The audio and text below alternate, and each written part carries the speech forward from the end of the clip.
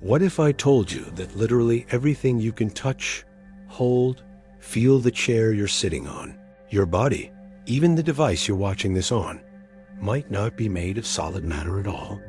What if all of it, down to the quantum level, is essentially frozen light? Not metaphorically, literally. Your mass. The most fundamental thing that defines you. The thing that keeps you grounded. Could be an illusion, a trick of the universe, a consequence of something far more elegant than we ever imagined. Here's what will blow your mind. In 1905, Albert Einstein gave us an equation E equals mc. 37 years later, physicists discovered something terrifying. We couldn't actually explain where mass comes from. We still haven't completely solved this. And the answer might reshape everything you think reality is.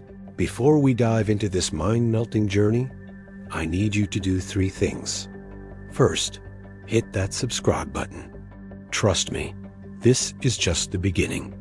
Second, turn on notifications because we're uploading weekly content that will fundamentally change how you see reality. And third, and I genuinely want to know this, tell me in the comments, what country are you watching from right now, and what time is it for you?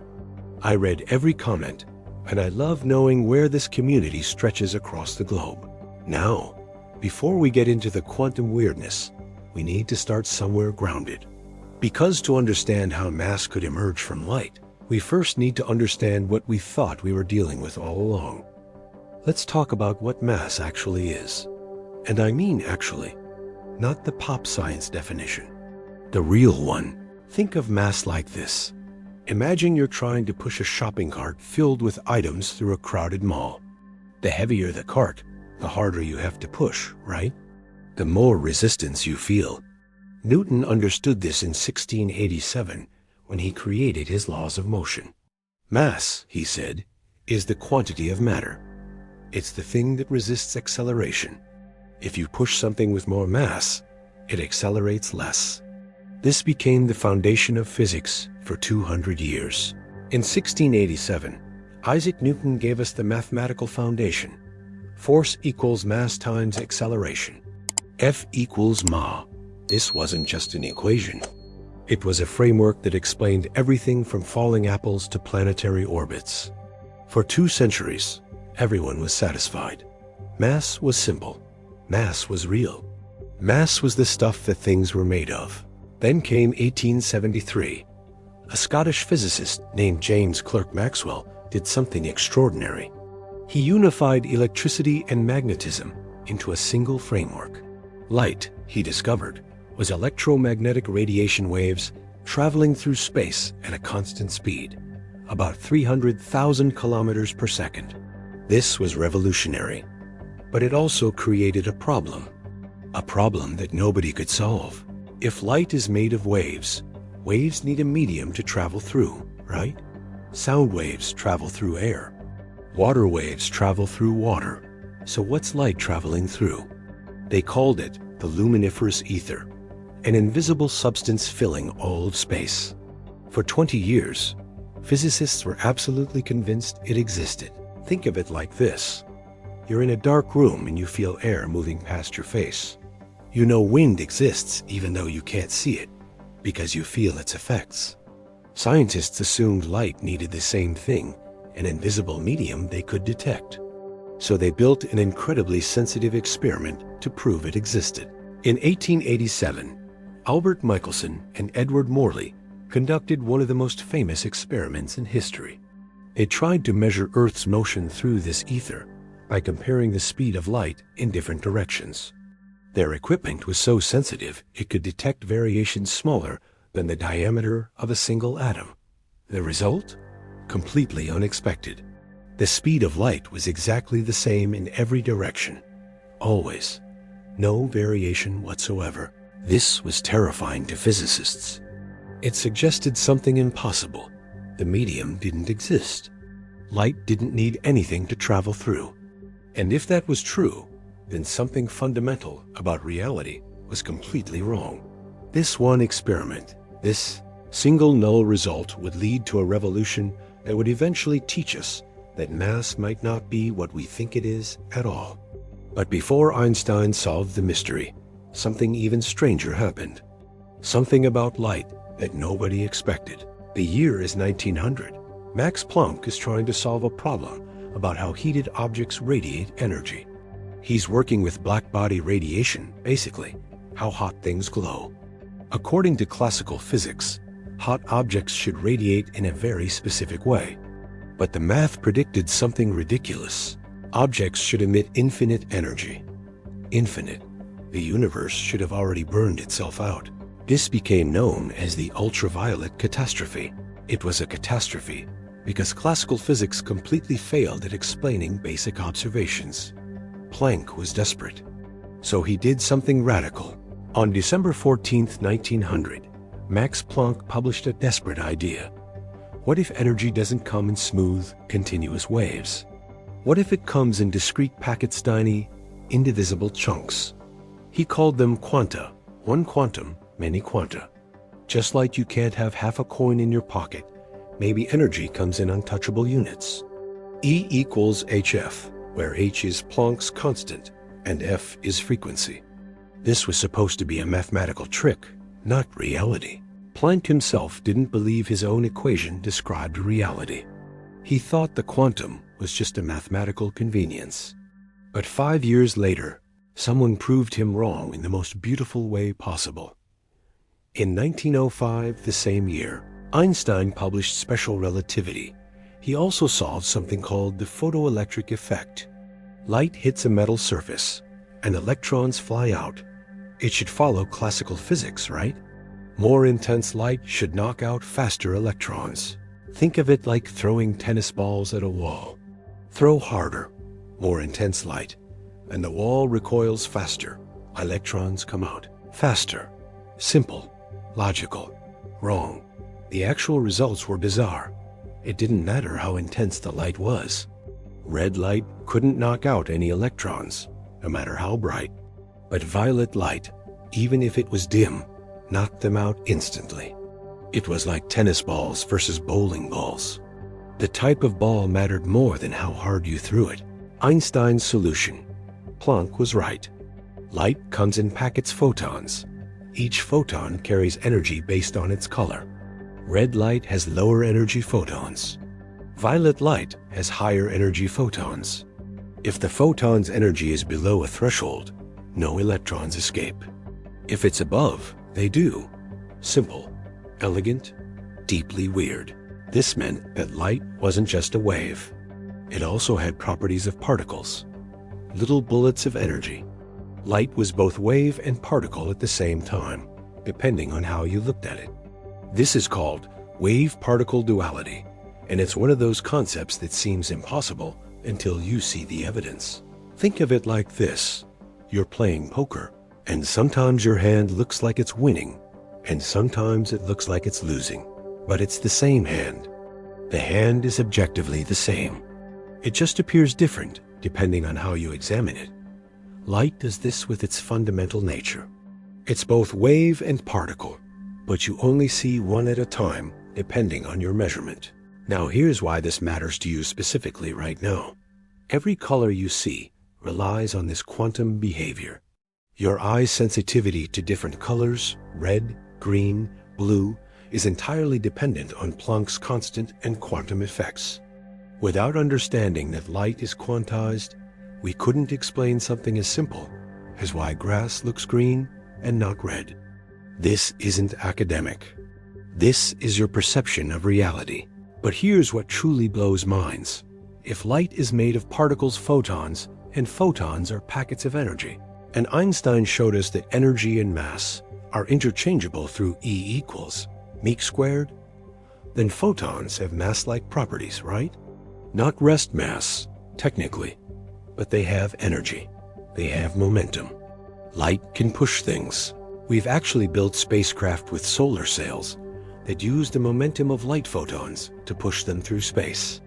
NASA's Icarus probe, launched in 2010, used this exact principle. Light from the sun pushed against a thin, reflective sail, and it actually accelerated the spacecraft. Light has punch. Light pushes things. Light has effective mass in a sense. So if light can exert force, if light carries energy, if light can create momentum, what if light is more fundamental than we think? What if mass, the thing we thought was so basic, is actually built from something we can understand much better? But to understand how that could possibly work, we need to go deeper into what happens when light interacts with itself. Because in quantum field theory, light doesn't just exist as isolated photons. It exists as something far stranger. Everything changes when you stop thinking about particles as things and start thinking about them as disturbances in fields. This is one of the most profound shifts in physics, and I need to take you there carefully because it rewires your intuition about reality. Imagine the universe is like an infinite ocean. Not an ocean of water, but an ocean of quantum fields. There's an electron field, a photon field, a quark field, and more. These fields aren't made of anything. They're fundamental. They're the basic fabric of existence. Everything is a ripple, a vibration, a disturbance in these fields. Think of it like this. Imagine a completely still, dark ocean stretching forever. That's the vacuum empty space. But it's not really empty. It's full of quantum fields in their ground state, their most basic lowest energy configuration. Now imagine you snap your fingers over that ocean. The sound creates ripples. Those ripples spread out in concentric circles. The ripples themselves are what we call particles. A ripple in the electron field? That's an electron. A ripple in the photon field? That's a photon. The particle is the wave. The wave is the particle. They're the same thing described differently. In the 1930s, physicists like Paul Dirac and Richard Feynman developed quantum field theory. It's simultaneously the most accurate framework we have and the weirdest thing humans have ever conceived. Dirac predicted antimatter, using it a perfect mirror image of matter with opposite charge. This prediction was so bold, so confident, that when antimatter was discovered in 1932, it vindicated the entire framework. If everything is a field, then mass can't be a fundamental property of matter. Mass must be something the field does, something the field creates through its interactions. So here's where we get into the really mind-bending part. In 1960, physicist Yoichiro Nambu had an idea about how particles get mass. He proposed something called dynamical symmetry breaking. The idea is this. Imagine a perfectly round hill. If you place a ball at the exact top, it's stable, right? Perfect symmetry, but it's unstable. The tiniest vibration and the ball rolls down. Once it does, it settles into a valley somewhere around the base. Now the symmetry is broken. The hill still looks the same from above, but the ball is no longer at the center. Nambu suggested that particles in quantum fields work the same way. At extremely high temperatures in the early universe, all particles were massless, and all interactions were perfectly symmetric. But as the universe cooled, the fields fell into different configurations. This breaking of symmetry gave particles mass. But here's the thing. Nambu didn't explain where the mass came from mechanically. He showed that it could happen, but the actual mechanism remained mysterious. That was the unsolved puzzle haunting physics for decades. Until 1964. In 1964, Peter Higgs and others independently proposed a solution. What if there's another field, a special field that permeates all of space, that interacts with particles as they move through it? What if particles acquire mass from this interaction? Higgs called it the Higgs mechanism, and it's one of the most important ideas in physics. But it relies on a field full of energy, a field that gives mass its meaning. Think about what this means. If particles get mass from interacting with the Higgs field, then mass isn't intrinsic to them. It's relational. It's about interaction. It's not what you are. It's how you interact with the universe. This is already a radical shift from Newton's quantity of matter. But here's what truly connects to our core question. The Higgs mechanism was finally confirmed in 2012, when the Higgs boson was discovered at CERN by Peter Higgs' colleagues. The particle itself a ripple in the Higgs field was detected. And when they studied it, they realized something extraordinary. The Higgs boson is extremely short-lived. It decays almost instantly into other particles. It almost can't exist on its own. Its entire purpose is to facilitate interactions that give other particles mass. So now we've learned, particles are ripples in quantum fields. Mass comes from interaction with the Higgs field. Particles at rest still interact with the Higgs field constantly. But we still haven't answered the original question. We've moved the mystery one step back. Now, instead of where does mass come from, we're asking, what is the Higgs field made of? Because this is where the question gets really wild. What if the Higgs field is made of light? What if the electromagnetic field, the field of light itself, is so fundamental, so powerful, that it generates the Higgs field? What if we work backwards and find that everything traces back to photons? That's not crazy speculation. That's exactly what some of the most advanced theories suggest. And to understand how, we need to talk about virtual particles, quantum fluctuations, and what happens in the vacuum when you're not looking. I need to tell you something that sounds absolutely insane, but has been experimentally verified dozens of times. The vacuum empty space isn't empty.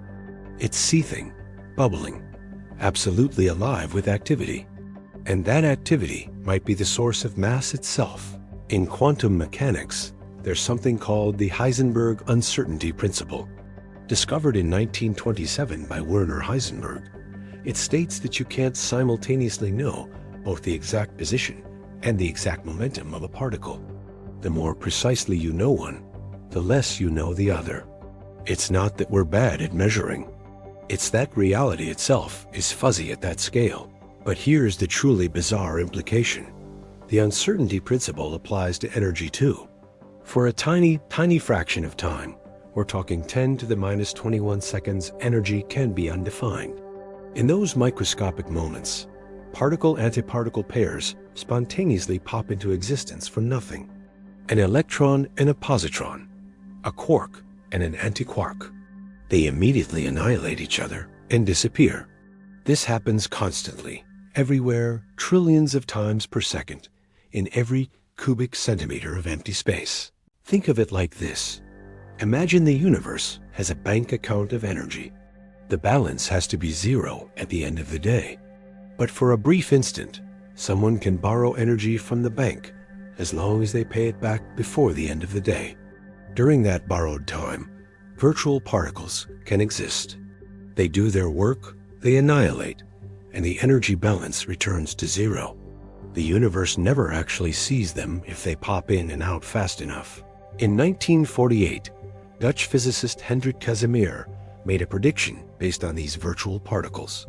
He said if you take two uncharged metal plates and place them extremely close together, just a few nanometers apart, you could detect a force from virtual particles. The virtual particles between the plates are mostly too large to exist in that tiny gap. But virtual particles outside are smaller. So there's more pressure from outside than inside, pushing the plates together. This is the Casimir effect. In the 1990s and 2000s, physicists actually measured the Casimir effect. Multiple times, multiple ways. It's real. Virtual particles are real. The vacuum isn't empty. It's full of ghostly, evanescent interactions that affect the physical world. This is the foundation of understanding how mass emerges. Now here's where this connects to light and mass. Virtual photons are the most common virtual particles in the vacuum. They're constantly flickering in and out of existence everywhere. Electrons, quarks, and other particles are constantly interacting with these virtual photons. This interaction, this constant immersion in a bath of virtual photons, gives particles properties like charge. It affects their mass. It's how the electromagnetic field influences the material world. We're not just immersed in space. We're immersed in a quantum foam of virtual photons. Light, in its quantum form, is the medium that surrounds us, interpenetrates us, and fundamentally defines what we are through constant interaction. In fact, the mass of an electron isn't just a single property. About 99% of the mass of normal matter comes from the energy in the bonds holding quarks together inside protons, and neutrons energy carried by gluons, which are also gauge bosons like photons. But the rest, that 1% to 5%, depending on the particle, comes from interactions with the Higgs field. And the Higgs field itself is theorized to interact with the electromagnetic field. So we're seeing a pattern. Mass depends on field interactions. The Higgs field is one such interaction. The electromagnetic field is another. These fields are quantum, which means they're made of their own particles, photons, and other bosons. And these constantly interact through virtual particle exchanges. The atoms in your body right now, the atoms in your bones, your blood, your brain, are constantly surrounded by clouds of virtual photons. You are literally immersed in an ocean of quantum light at every moment. Your mass, in a very real sense, is an echo of that electromagnetic interaction. You are light that has learned to think about itself. But we still haven't gotten to the deepest answer. Because what if we go even further? What if we ask, not just is mass emergent from light, but is light itself emergent from something even more fundamental? What if light is actually made of something? That brings us to string theory and the unified field theories. And they suggest something that would make Einstein's head spin. Light, mass, gravity, time, and space. Everything might be made of the same basic stuff. Vibrating strings of pure geometry. What I'm about to explain is so ambitious, so sweeping in its scope, that it sounds like science fiction. But it's the current cutting edge of theoretical physics, worked on by thousands of PhDs at the world's best universities. I want you to understand that this isn't fringe science. It's mainstream theoretical physics. It's just so profound that it's hard to grasp. Here's the issue. Quantum mechanics works brilliantly at describing the very small atoms, electrons, light. Einstein's general relativity works brilliantly at describing the very large planets, stars, black holes, the universe itself. But they conflict. They're incompatible. At the center of a black hole, or at the moment of the Big Bang, both rules apply simultaneously, and the math breaks down. You get infinities. The equations scream that something is wrong.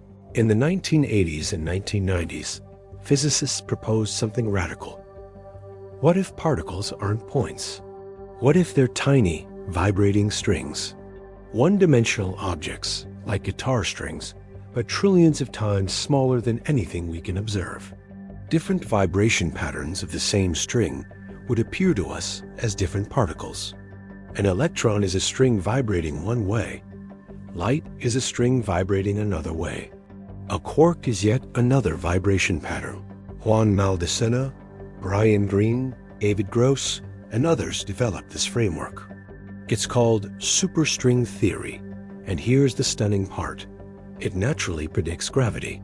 You don't have to add gravity in by hand. It emerges from the string's motion. It's elegant, it's powerful, and it has a shocking implication for our question. If particles are made of vibrating strings, and strings are made of what exactly? Well, in string theory, the strings aren't made of anything.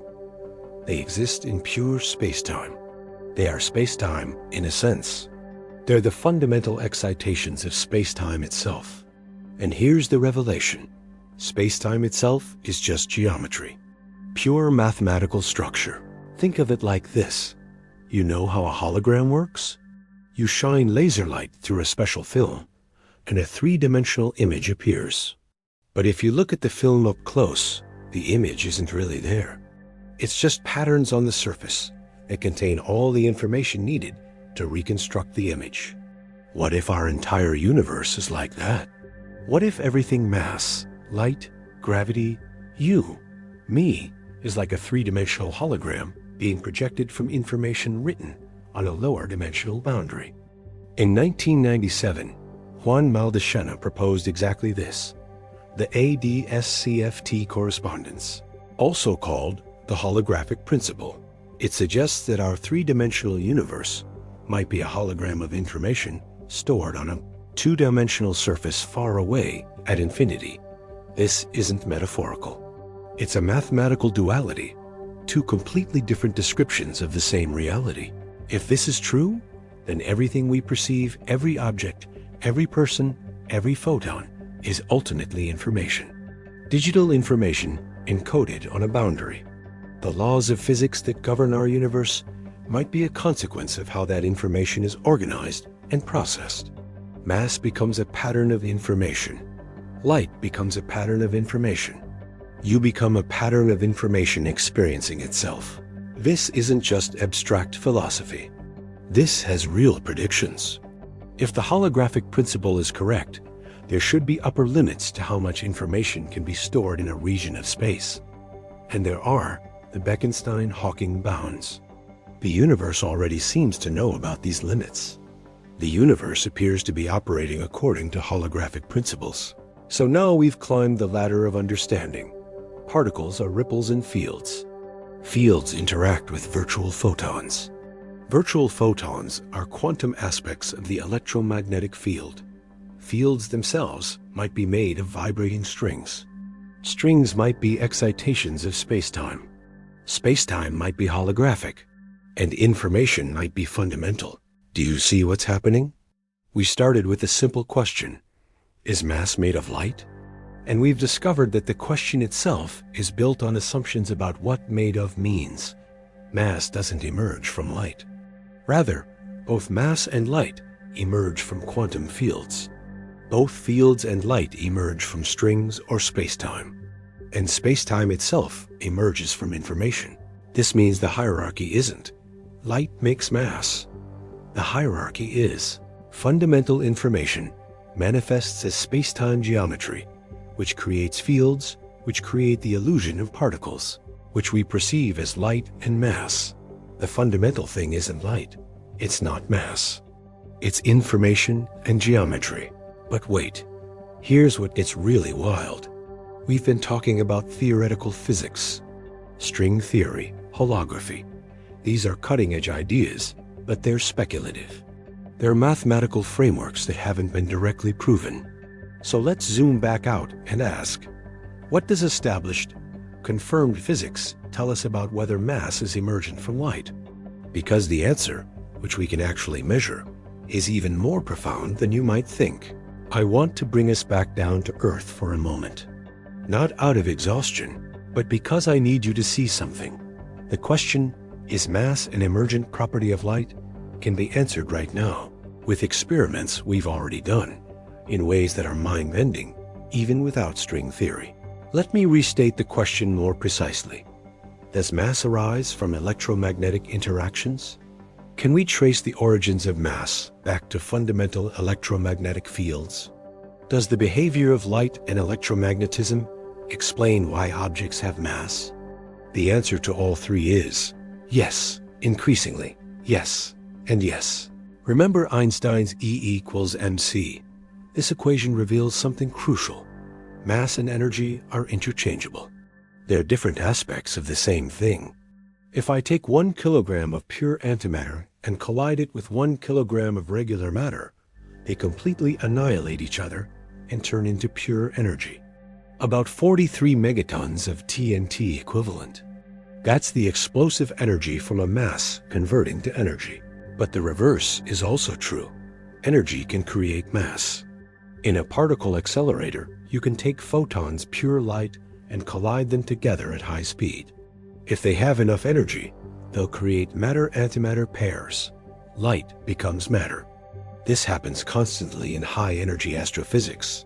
When cosmic rays hit Earth's upper atmosphere, the energy creates showers of particles from nothing but electromagnetic radiation. Electron-positron pair production was first predicted by Paul Dirac in 1928 and observed experimentally by Carl David Anderson in 1932 using cloud chambers. He won the Nobel Prize for it. We've known for nearly a century that light can become matter. The process is completely established, completely confirmed. It's how modern PET scanners in hospitals work. They use antimatter annihilation to create medical images. This tells us something profound. Mass and light aren't separate categories of existence. They're interchangeable. They're both forms of energy. And if we push this logic further, they're both manifestations of quantum fields. The electromagnetic field creates light.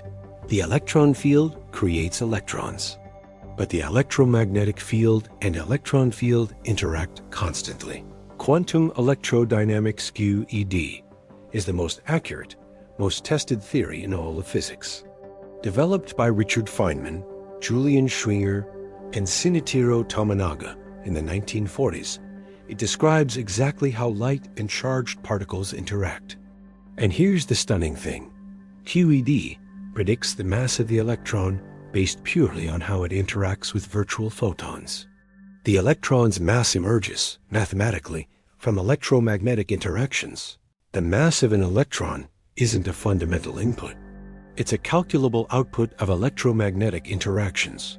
The electron mass emerges from how strongly the electron couples to the electromagnetic field. A different electron-photon coupling strength would give you a different mass. This is true. This is established. This is not speculation. Now, the electron is one fundamental particle.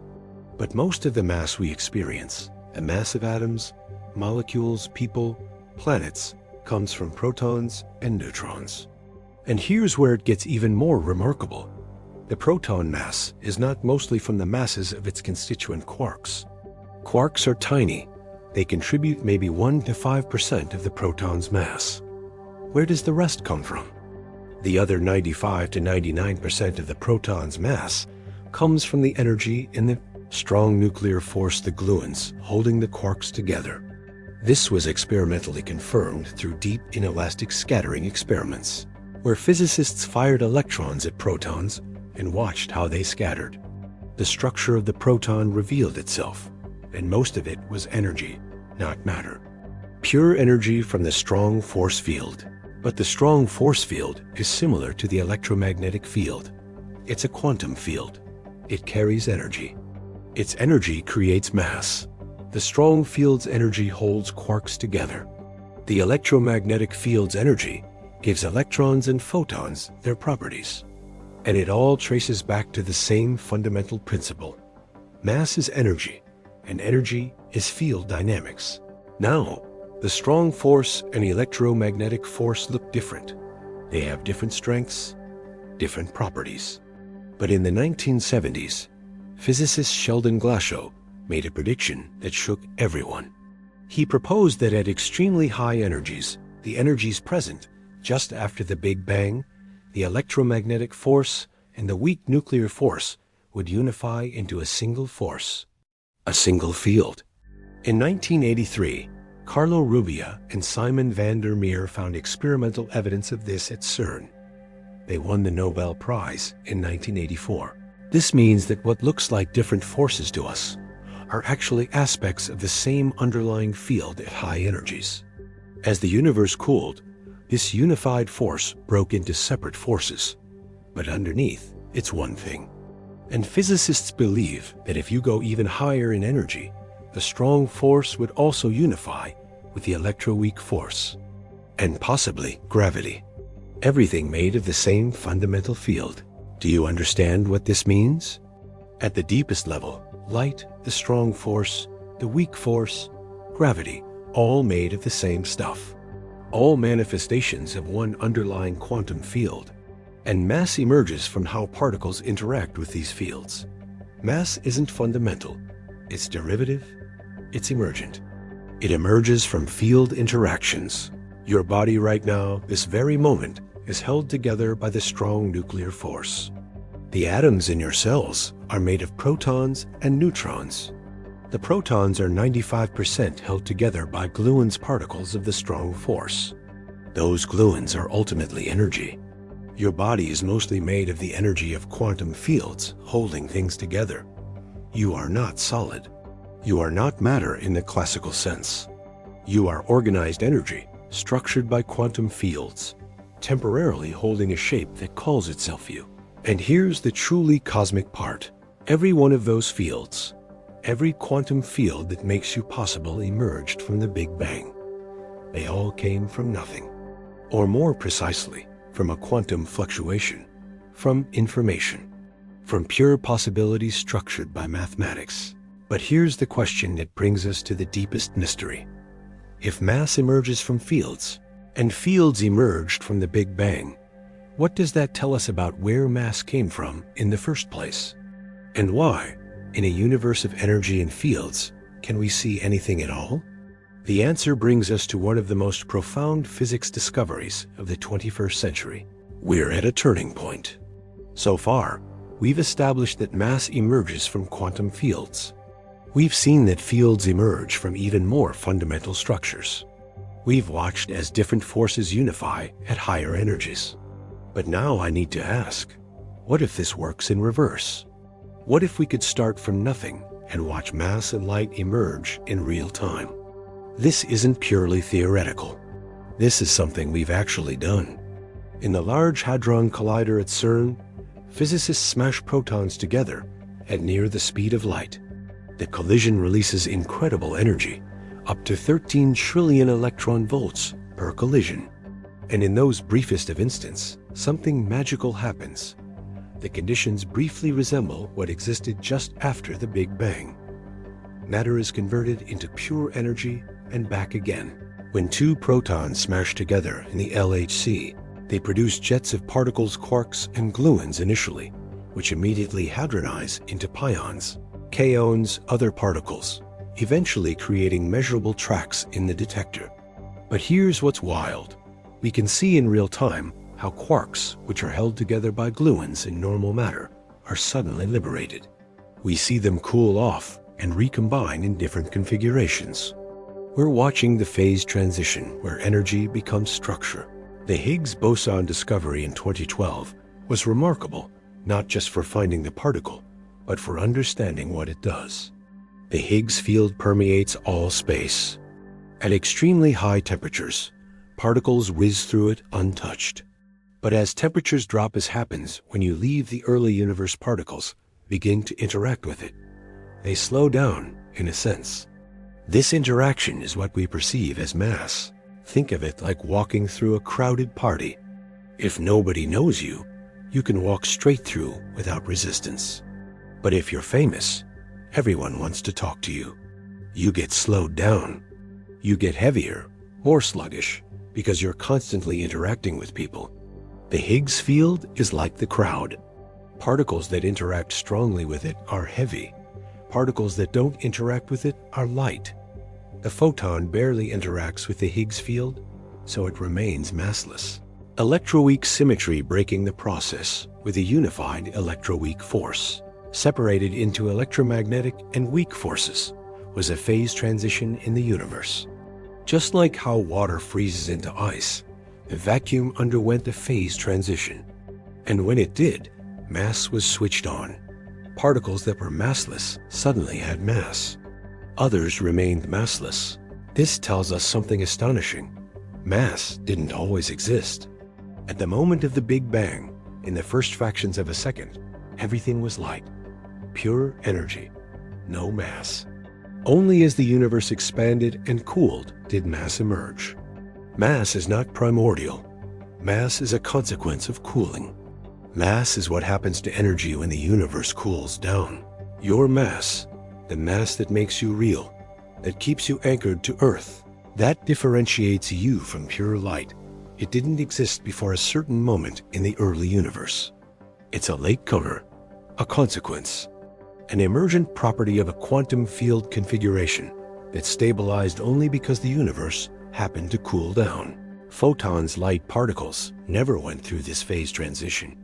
They don't interact with the Higgs field. They remain massless. They were there at the beginning and will be there at the end.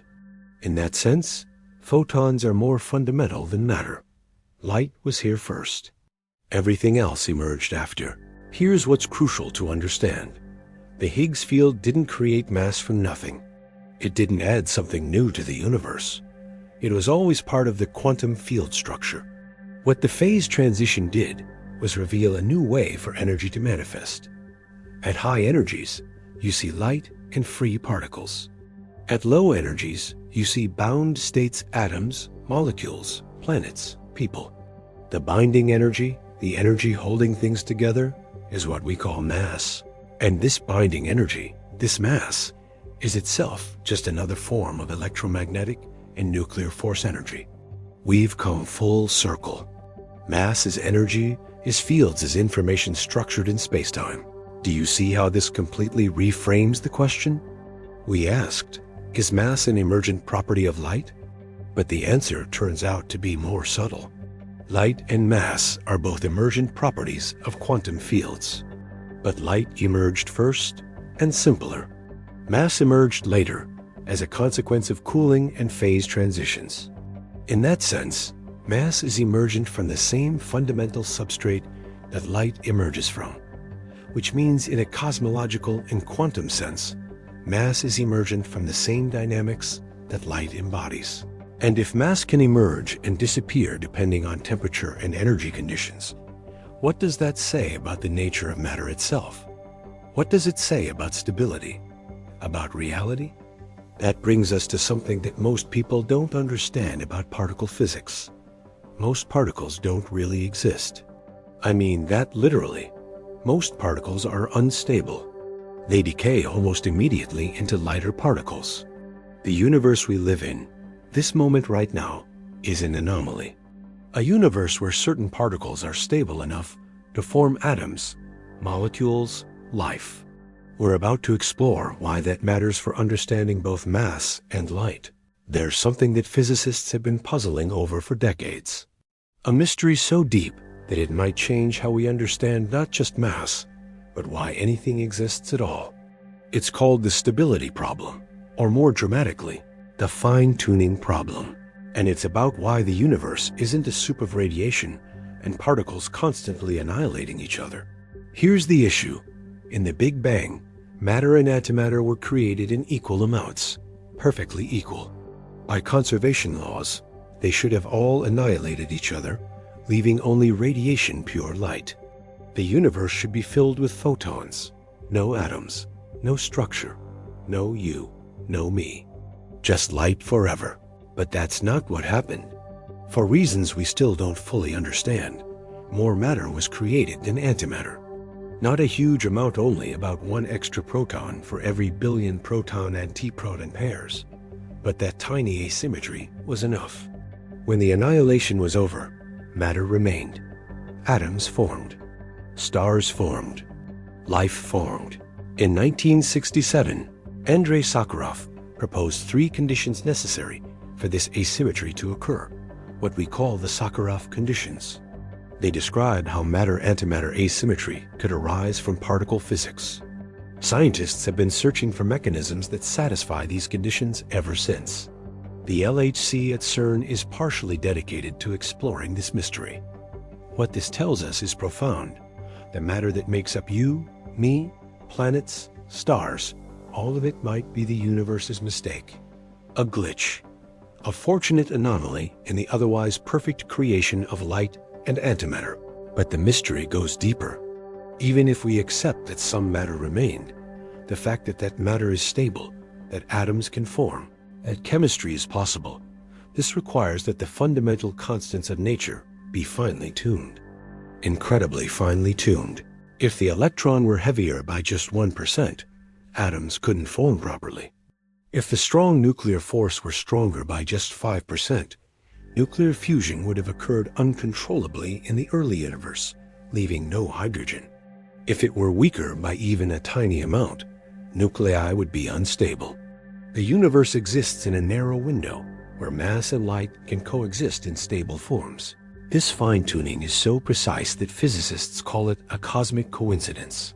Or, some argue, evidence of a multiverse, many universes with different constants, and we happen to be in one of the rare ones where conscious life is possible. Either way, it's unsettling. The universe seems almost designed to create exactly the conditions where mass can exist as it does. The weak anthropic principle states that we necessarily observe ourselves to be in a region of the universe that's compatible with our existence. We couldn't be anywhere else because we wouldn't exist there. In other words, The fact that we observe such precise fine-tuning is explained by the fact that we wouldn't be here to observe anything if the constants were different. But here's what's crucial. This fine-tuning applies specifically to mass. The properties of light photons being massless, traveling at a fixed speed, these are more robust. They don't require fine-tuning. Electromagnetic interactions are stable across a wide range of parameters. It's mass that requires the delicate balance. What if I told you that light is the default state of the universe? That photons are the fundamental particles, perfectly stable, requiring no special conditions? And that mass, the property we think of as so real, so fundamental, is the delicate accident? The exception? The special configuration that required just the right conditions to create and maintain? In a sense, the universe is trying to be pure light, pure energy, pure radiation. But quantum mechanics and the strength of the strong nuclear force created a loophole, a way for energy to get stuck in bound states we call atoms and mass. Mass is the universe's way of temporarily storing energy in forms that can persist and organize. So is mass emergent from light? In a sense, yes. It's a consequence of the same fundamental fields that create light, operating under slightly different conditions. It's emergent from the same vacuum fluctuations, the same quantum fields. But more accurately, mass is an unstable, fine-tuned, delicate exception to the universe's preference for light and radiation. You are made of this delicate exception. Every atom in your body is a temporary capture of energy in a bound state that, without the precise fine-tuning of the universe's constants, shouldn't be possible.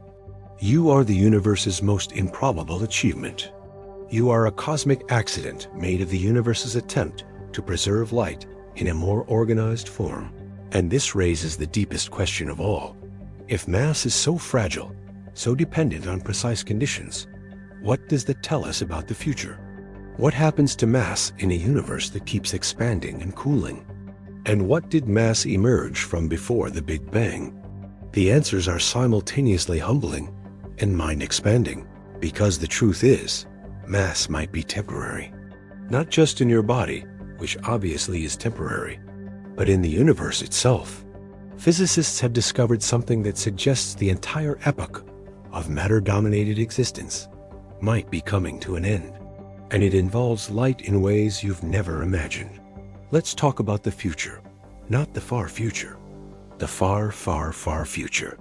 We're talking about timescales so vast that the number of years has more digits than atoms in the observable universe.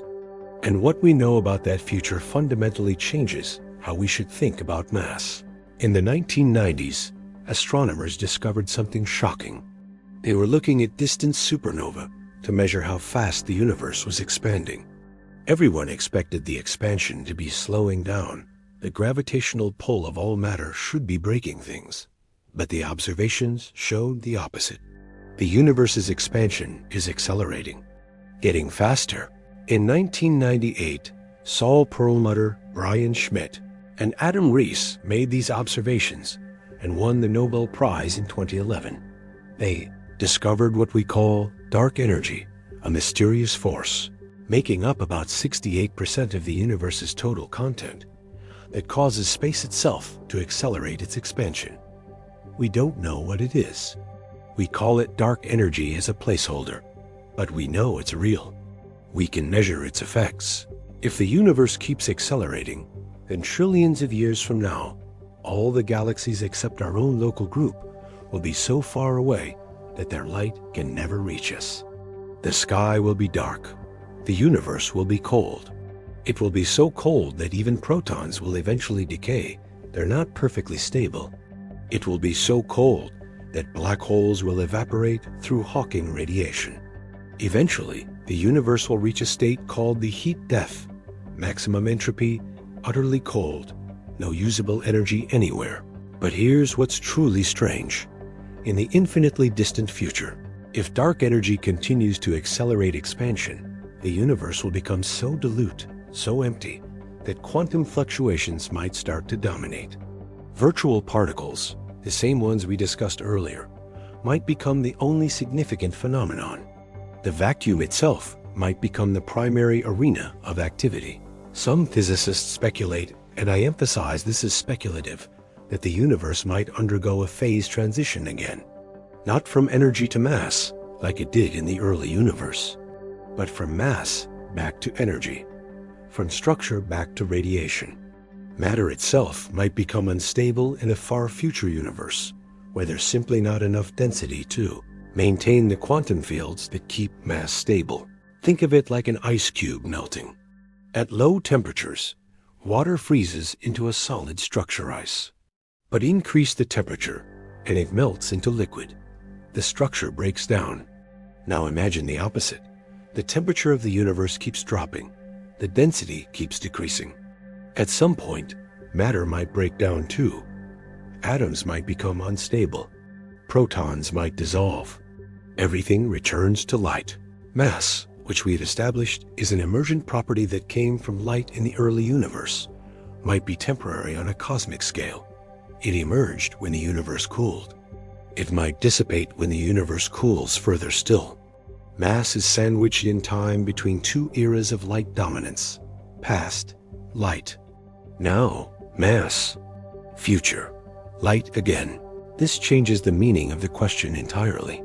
Is mass an emergent property of light? Becomes.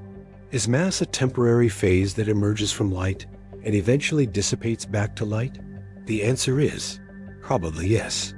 On billion-year timescales, mass is just an intermediate form of energy. This perspective is supported by deep principles in physics. The second law of thermodynamics says entropy always increases. The universe always trends toward disorder.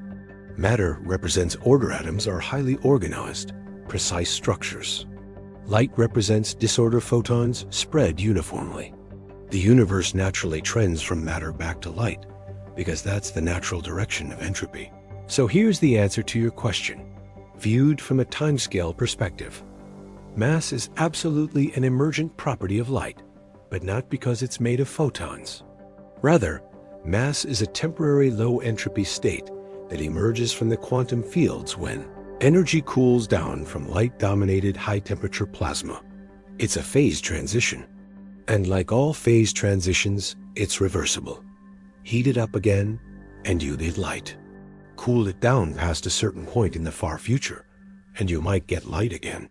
You exist in a window of time when matter is stable, when atoms can persist, when structure is possible. But this window isn't forever. On billion-year timescales, the universe is trending back toward light. Your body, your consciousness, everything you are, it's a temporary eddy in the river of light that is the universe's natural state. And this brings us to something deeper than physics. It brings us to meaning, to consciousness, to why any of this matters if it's all temporary anyway. Because if mass is just emergent light, temporary and transient, what does that say about significance? About purpose? That's what the next sections explore. Because here's what we haven't really examined. The fact that the universe created conditions where not just mass could exist, but conscious beings could exist. Beings made of the universe's own matter, thinking about the universe. Light that became matter, that became mind. If that's not profound, I don't know what is. We need to pivot now. We've been climbing the mountain of physics, getting further and further from everyday experience. But we've reached a point where the journey has to become personal. Because the question, is mass an emergent property of light, ultimately leads to a question about you, about what you are, about how the universe knows itself. The atoms in your brain right now, the specific arrangements of protons, neutrons, electrons that form the neurons firing as you watch this, are made of the quantum fields we've been discussing. Electromagnetic fields, strong nuclear fields. They're governed by the same physics that governs light and photons. Your brain is made of physics. Your thoughts are physics in motion. Now, I want to be clear. We don't fully understand consciousness. Nobody does. But we know a few things. The brain operates through electrical signals, electrons moving through neurons. Synaptic transmission involves photons and electromagnetic fields. Memory is encoded in molecular structures arrangements of atoms held together by electromagnetic forces. And these structures exhibit quantum properties. Some physicists, like Roger Penrose, have proposed that consciousness might involve quantum processes at the level of microtubules in neurons. Others suggest that quantum coherence in photosynthetic proteins might be involved in consciousness. These ideas are controversial. Not everyone agrees. But the point is, consciousness almost certainly has a quantum foundation. Your thoughts are quantum phenomena. If consciousness is built on quantum fields, and quantum fields are the substrate from which both light and mass emerge, then consciousness is built from the same foundation as light and mass. Your awareness is made of the same stuff as photons. Different organization, different configuration, but the same underlying quantum fields. Think of it like this. A photon and an electron are like two words in the same language. They're different meanings, different structures, but they share the same alphabet, the alphabet of quantum fields. Consciousness is like a sentence written in that language, a more complex arrangement, but it uses the same basic alphabet. You are language that the universe speaks about itself. In the early universe, immediately after the Big Bang, there was no consciousness. Just energy, fields, quantum fluctuations.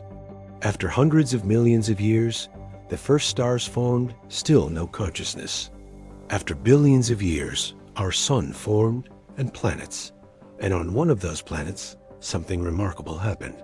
The quantum fields organized themselves into structures complex enough to be conscious.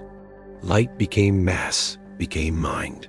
The universe evolved from being able to create light to being able to create matter to being able to create consciousness. Each level built on the previous one. Each more complex, more structured, more intricate. And each emerged from the same quantum fields. You are the universe's self-awareness. You are light that learned to look at itself. This is why the question, is mass an emergent property of light, matters. Because if mass emerges from light, and consciousness emerges from mass, then consciousness emerges from light too. You are made of light that has learned to think. The photons that filled the universe after the Big Bang eventually organized into complex patterns that could feel, think, wonder. Light became conscious of itself. And here's something that connects to the deepest mystery in physics, the measurement problem in quantum mechanics. At the quantum level, particles exist in a superposition, multiple states simultaneously, until they're measured. The act of observation, of measurement, collapses the superposition into a definite state. Reality is participatory. The act of being observed changes what something is. Some physicists have speculated that consciousness, the act of observation by a conscious mind, might be connected to this wave function collapse. That consciousness isn't just a result of quantum mechanics, but might be involved in its fundamental operation. That the universe might not have definite properties until something conscious observes them. You might literally be creating reality through the act of awareness. If that's true, then consciousness isn't just made of light and mass. Consciousness might be the mechanism by which light and mass become real. You don't just exist in the universe. You might participate in creating it through awareness. Do you see how we've come full circle? We started asking, is mass an emergent property of light? We've established the answer. Yes, in multiple senses. Mass emerges from quantum fields that also create light. But more importantly, consciousness emerges from mass. And consciousness might be the universe experiencing its own emergence. You are not separate from this process. You are the process becoming aware of itself. And that brings us to the most important part of this entire exploration. What this means for how you should think about yourself, your significance, your role in the cosmos. Because if you're made of the universe's attempt to understand itself, that gives you extraordinary significance. There's a principle in physics called strong anthropic principle that states the universe must have properties compatible with conscious life developing within it Because consciousness observes the universe. In other words, the universe is fundamentally about creating beings like you, not metaphorically. According to some interpretations of quantum mechanics, literally, the universe is built to create observers. You are the purpose in action. I want to talk directly to you now, not about physics, though we'll get there, but about what all of this means for how you see yourself. We live in an era where it's easy to feel insignificant. The universe is vast billions of galaxies, each with billions of stars. You're a tiny arrangement of atoms on a small planet orbiting an ordinary star. Cosmologically speaking, you're not just small, you're infinitesimally small. There's a word for this feeling: cosmic insignificance. But here's the paradox that physics reveals. You're made of the universe's most improbable achievement. You're made of mass which, we've established, required fine-tuning to the precision of 1 part in billions. You're made of atoms that somehow manage to form and persist instead of annihilating with antimatter. You're made of structures that organized into conscious life. An emergent property as significant as consciousness is rare. Rarity equals significance. If consciousness exists in the universe, and it's rare, and all evidence suggests it is, then the fact that you exist as a conscious being isn't insignificant. It's the opposite. You're among the rarest configurations of matter that physics allows.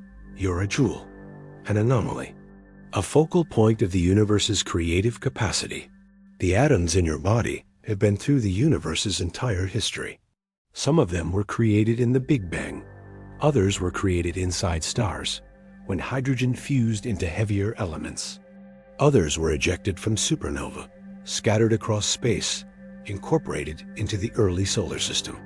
Your body contains atoms that are older than Earth. Atoms that have been part of countless other structures, rocks, water, ancient organisms. And now they're organized as you. Think of it like this. The letters in the alphabet are simple, but those same letters can be arranged into a child's name, a recipe, a love letter, a scientific discovery. The significance isn't in the letters, it's in the arrangement. Your significance isn't diminished because you're made of common particles. It's increased because those common particles are arranged in a way that creates consciousness, that creates meaning, that creates you. Quantum mechanics teaches us something strange. Reality isn't determined until it's observed. The universe existed in a state of potentiality, many possible futures, until conscious beings evolved to observe it. Your existence, your consciousness, isn't just one possible outcome among many. According to some interpretations, your existence is what crystallizes reality from pure potential into the definite history we experience. In other words, the universe didn't have to create you specifically, but it had to create some observers. And the fact that you exist, that you're reading this, that you're having these thoughts, this is the universe's way of collapsing the wave function of possibility into the actual world you're experiencing. You're not a passive recipient of reality. You're an active creator of it through observation. This is connected to the participatory anthropic principle proposed by John Wheeler. He suggested that the universe must have observers, and observers must create the universe. It's a circular relationship. The universe creates consciousness to observe itself, and consciousness, through the act of observation, makes the universe real. You are not a coincidence in this universe. You're a necessity. Now, this might sound abstract, but it has concrete implications. It means that consciousness is valuable. Observation is valuable. The fact that you're aware, that you're thinking, that you're experiencing, this isn't trivial. This is the universe engaging in its most fundamental activity, knowing itself. Every moment of consciousness you have is significant. Not in a supernatural way, in a physical way. You're participating in the universe's self-knowledge. When you look at a sunset, you're collapsing the wave function of that sunset from potential colors into the actual colors you perceive. When you think a thought, you're activating quantum processes in your brain that make abstract possibilities into concrete neural patterns. You're literally creating reality. You asked at the beginning, Well, you didn't ask, but I told you about how mass could be emergent from light. And we've traced this question all the way to consciousness, to significance, to your purpose. Here's the answer. You are emergent from light. You're made of the universe's most improbable arrangements. You exist because the universe evolved the capacity to know itself. And that knowledge, that consciousness is, what makes reality real. You matter. Not metaphorically, literally. And here's the final piece. That significance doesn't isolate you. It connects you. Every conscious being in the universe, every other person you know, every person who will ever exist, they're all participating in the same fundamental process. All of you are the universe observing itself. That's a profound bond. That's connection at the deepest level. So we've moved from physics to philosophy to meaning. We've taken the question, is mass an emergent property of light, and transformed it into a profound statement about the universe's nature and your place in it. But there's one last thing we need to address. One final implication that brings everything together. We've explored this question from many angles. Physics, cosmology, consciousness, significance. But we haven't quite asked the most fundamental question. If everything emerges from light, if light and mass are interchangeable, if consciousness emerges from both, and if we're all making reality real through observation, what does that tell us about the fundamental unity of existence? Throughout this exploration, we've seen a pattern. Things that seem different are actually aspects of the same underlying reality, viewed from different perspectives. Light and matter are both electromagnetic field excitations. Particles and waves are both aspects of quantum fields. Different forces at low energies unify into one force at higher energies. Mass and energy are interchangeable. The list goes on. This pattern points to something physicists call the unity principle, or the principle of unified foundations. The idea that underneath all apparent diversity, there's fundamental unity. Different phenomena are manifestations of the same underlying reality. This isn't just a physics principle. It's a principle seen across all complexity in nature. In biology, organisms that seem completely different humans, trees, bacteria, are all built from DNA, a unified genetic code. In chemistry, substances with wildly different properties are all made of the same elements arranged differently. In mathematics, seemingly different equations are unified by deeper symmetries. The universe shows a consistent pattern, unity underneath diversity. And now we understand that even light and matter, the two most fundamental categories in our universe, are unified. They're both emergent from quantum fields. They're both forms of energy. They're both ultimately expressions of the same information structured in spacetime. The separation between light and matter that we've taken for granted since childhood is actually superficial. Underneath, they're one. If light and matter are unified, if particle and wave are unified, if forces unify at higher energies, then there's a deep principle at work. Separation is illusion. What seems separate is actually different perspectives on unified reality. This principle extends further. It suggests that consciousness and matter might be unified too. That observation and observed might be more intimately connected than we thought. Some physicists and philosophers have proposed versions of panpsychism, the idea that consciousness, in some form, might be a fundamental feature of reality, not an emergent property unique to complex brains. If information and consciousness are deeply related, if consciousness is what happens when information becomes self-aware, then every quantum event, every photon, every particle might be associated with some elementary form of consciousness. This isn't mainstream, but it's being taken seriously by philosophers like Galen Strawson and Philip Goff, and by physicists who recognize that consciousness remains deeply mysterious. The question is consciousness something that emerges only in complex systems like brains? Or is it a fundamental feature that's present everywhere, in different degrees, in all matter and energy? Because if consciousness is fundamental, or even if it's emergent, but deeply intertwined with the structure of matter and energy, then the question, is mass an emergent property of light, becomes, are matter, energy, light, and consciousness all emergent expressions of a unified reality? And the answer appears to be yes. Not because light is made of consciousness, or consciousness is made of light, but because they're all expressions of the same underlying substrate. They're all ways that information and energy organize and manifest. They're all facets of the fundamental reality that is the universe itself. Think of it like a diamond. A diamond has many facets. Light hits one facet and reflects at one angle. Light hits another facet and reflects at a different angle. From the outside, you might think each reflection is a different thing, a different phenomenon, but they're all reflections of the same diamond. Similarly, light, matter, consciousness, and mass are all facets of the same fundamental reality, the universe. They're all ways that the universe manifests and expresses itself. So the ultimate answer to, is mass an emergent property of light, is both yes and no. Yes, because mass emerges from the quantum field dynamics that also create light, and yes, because both are temporary, phase-dependent manifestations of energy.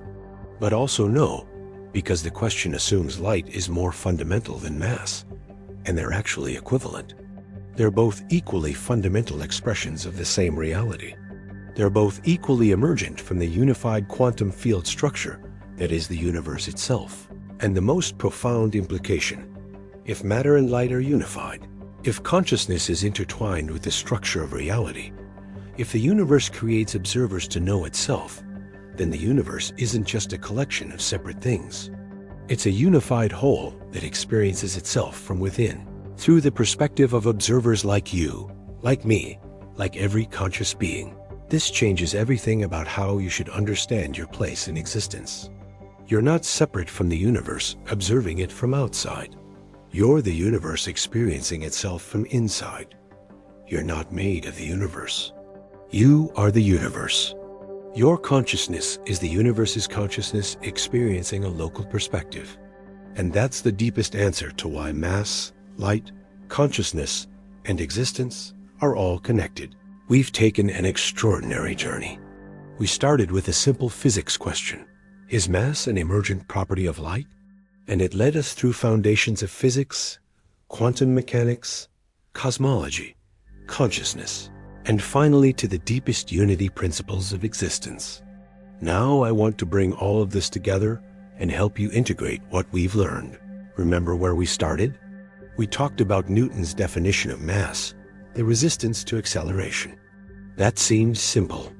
Then we learned that Einstein showed mass and energy were interchangeable. Then we discovered that particles aren't real things, but ripples in quantum fields. Then we found that fields interact through virtual particles, and their dynamics give rise to mass. Then we zoomed out and saw that mass is an emergent property of a phase transition in the early universe. Then we learned that consciousness itself emerges from the same substrate. And finally, we recognized the unity underlying all of it. 1. Mass is not intrinsic to anything. It's relational. It's how particles interact with quantum fields, particularly the Higgs field. This is testable, proven science. 2. Light is not intrinsic to the photon field either. Both light and mass are emergent from quantum field dynamics that are more fundamental than either. 3. The universe underwent phase transitions where energy manifested as light, then as mass. Those phase transitions were possible because the fundamental constants fine-tuned themselves into existence just right. 4. Consciousness emerges from the organized complexity made possible by mass existing in stable forms. Consciousness is made of the same quantum fields as light and matter. 5. All of these light, matter, consciousness are expressions of underlying unity, information structured in spacetime, the universe knowing itself. This is the conceptual framework. This is what the evidence points to. What we're witnessing is a fundamental shift in how we understand reality. For 300 years, we thought reality was made of solid matter. Then we learned it's made of fields. Then we learned fields are made of information. Now we're learning that information is participatory. It requires observation to become real. Reality isn't something that exists out there, independent of consciousness. It's participatory. It's relational. It's woven together. This isn't just philosophy or mysticism, though it sounds like it. This is what the physics tells us. Every measurement in quantum mechanics confirms this participatory nature. Every observation of consciousness reveals it to be woven into the fabric of physical reality. The separation between observer and observed, between consciousness and matter, between light and mass, these separations are conceptual conveniences, not fundamental realities. Now, this might feel like a lot to integrate. You've gone from learning that mass is emergent from light to realizing that you might be the universe experiencing itself. That's a journey from physics to philosophy to existential reframing in about 3 hours. Take your time with it. Let it settle. Let it challenge your assumptions. Let it rebuild your framework. You might not be sure yet how much of this to believe, how much to integrate into your worldview. That's fine. Quantum mechanics took physicists decades to wrap their heads around. This cosmological and consciousness-based perspective is newer, more speculative in parts. You don't have to accept it all immediately, but let the ideas work on you. Let them reshape how you think about reality, because here's what's important. Whether or not you accept every speculative idea we've discussed, the core physics is solid. Mass is emergent. Energy and light are fundamental. Consciousness is real and important. You are made of the universe's most improbable achievement. And your observations, your awareness, your consciousness, these matter. They're not trivial. They're central to how reality manifests. Which brings us to the final part. What do you do with this knowledge? How does this change your life? How does understanding that mass is emergent from light, and consciousness is emergent from mass, and everything is unified, how does that change the way you move through the world? That's what the last section is about, because understanding is one thing, but wisdom is applying that understanding, and that's where the real transformation happens. We've climbed high into abstraction. We've explored the nature of reality, the emergence of consciousness, the unity of existence. But now we have to come back down. Not back to the ignorance we started with, but to a new kind of embodied knowing. How do you live in the world with the understanding that you're made of light, that your consciousness is the universe observing itself? Some people who contemplate these ideas experience what's sometimes called cosmic vertigo. Everything you thought was solid and real suddenly seems insubstantial. The material world seems like a dream. Your individual identity seems to dissolve into the larger unified reality. This can be disorienting, maybe even scary. That's okay. It's a sign you're grasping the magnitude of what we're discussing. But here's the key insight. Understanding that you're made of light, that you're emergent from quantum fields, that your consciousness is the universe knowing itself. This doesn't make you less real or less significant. It makes you more real. It makes you more significant. Because now you understand that the matter that makes you real, the consciousness that makes you aware, are precious. They're improbable. They're rare. They matter. So what does this look like in daily life? It looks like this. Every moment you're conscious, you're doing something the universe only rarely does. You're knowing. You're experiencing. You're observing reality and making it real through that observation. That's your function. That's your role. Every thought you have is the universe thinking through you. Every perception is the universe perceiving through you. There's a meditation practice where you contemplate your direct experience. You look at a sunset, and instead of just seeing orange and pink colors, you contemplate, what is this? Photons, light, electromagnetic radiation from the sun reflecting off your retina. Your brain interpreting the signal. Consciousness arising from that interpretation. You're looking at the entire chain of emergence light, becoming color, becoming experience, becoming consciousness. Everything unified. And when you interact with other people, you start to see them not as separate individuals, but as other expressions of the same unified reality. They're other perspectives of the same universe observing itself. Their consciousness is as real, as valuable, as miraculous as yours. This fundamentally changes how you treat them, how you relate to them, how you love them. Because if we're all made of the same unified substance, if we're all expressions of the same consciousness experiencing itself from different perspectives, then we're fundamentally interconnected. Hurting another person is literally hurting yourself, not metaphorically, but in the sense that the separation between self and other is ultimately illusory. You're not separate. You're the universe, divided against itself temporarily, experiencing what conflict feels like from inside. This isn't mysticism. This is what the physics tells us. Quantum entanglement shows that particles that once interacted remain connected across distances. We're all made of matter that has been entangled and re-entangled countless times. On a quantum level, the atoms in your body are connected to atoms in everyone else's body, in every star, in every galaxy. You're entangled with the universe. You're not separate from it. You're woven into it. So here's what I want you to do. First, integrate these ideas. Let them work on you. Don't just accept or reject them. Contemplate them. Experience them.